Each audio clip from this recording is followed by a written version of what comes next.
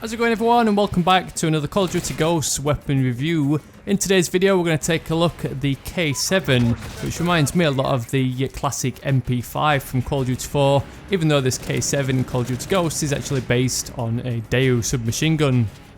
As we all probably know, the standout feature for the K7, just like the Honey Badger, is it comes along with a built-in suppressor, so that kind of saves you an attachment slot, giving you this free suppressor, which in my opinion is one of the most crucial attachments to run in any Call of Duty game.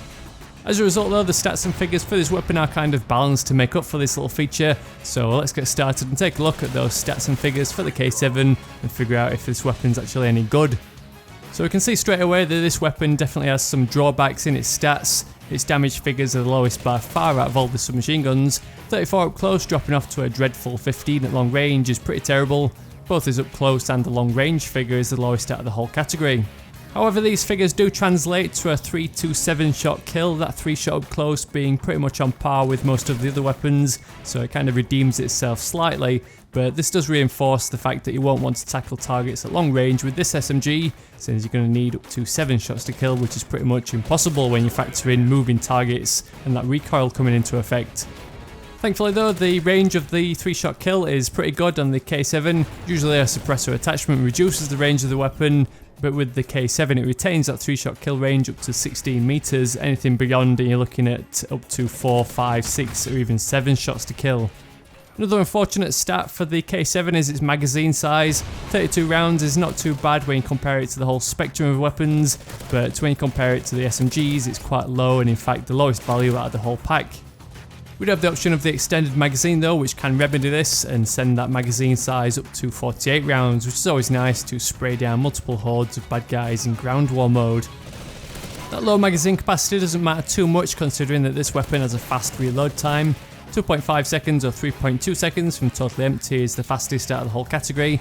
And if you actually think of it this way, in that the K7's got a built-in suppressor, so that kind of leaves an attachment slot open for the extended mags, you're actually getting that 48 round capacity with a 2.5 second reload time, whereas all the high capacity SMGs all come along with a 3 second plus reload time to balance them out.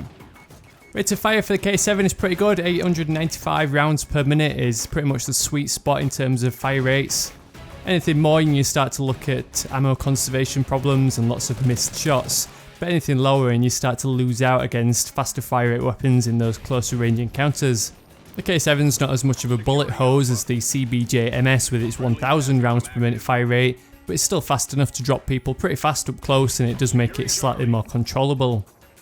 The recoil spread of the K7 is pretty average. It kind of jiggles around quite a lot, but it's not quite as bad as most of the SMGs, which kind of head towards the sky with some dreadful vertical recoil.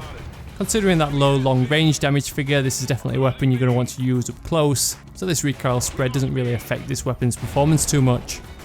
There's not really much that can be said about the iron sights for the K7, they're perfectly adequate and I've just given them a 5 out of 5. Again, this is a close range weapon, so you're not going to really need to swap out those iron sights for an optic of any kind, so although you've got up to 3 attachment slots spare, I'd actually retain these iron sights and use those slots for other attachments.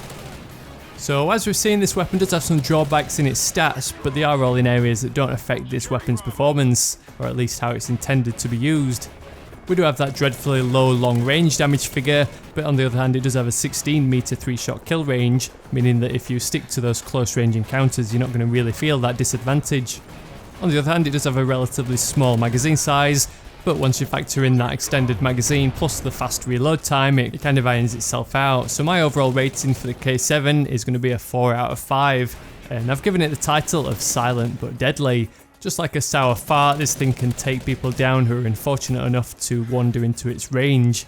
But just like that deadly cloud of gas, it does fade out over distance, making it most potent up close. So that just about wraps up my review of the K7 in Call of Duty Ghosts. Let me know down in the comments if you're a fan of this weapon and if you agree with my 4 out of 5 rating. If you did enjoy my video, I'd really appreciate a thumbs up just to help spread the word and give my videos a little bit more exposure. If you want to see my reviews of any of the other weapons in Call of Duty Ghosts, then check out the link in the description to the full playlist, where you can see all the links to the videos for the weapons that are featured already.